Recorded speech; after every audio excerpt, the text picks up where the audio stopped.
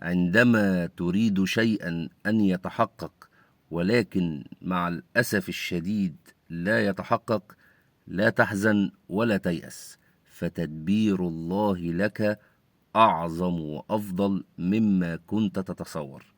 سيدنا إبراهيم عليه السلام ظن أن العقم نهايته، فجعله الله أبا للأمم ونسله كنجوم السماء.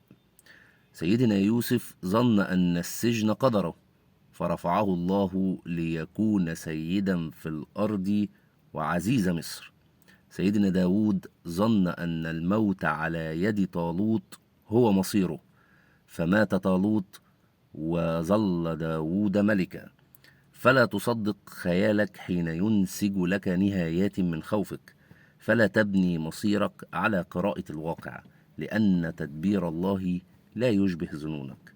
تدبير الله يبدل الضعف قوة واليأس فتحا والضيق ملكا.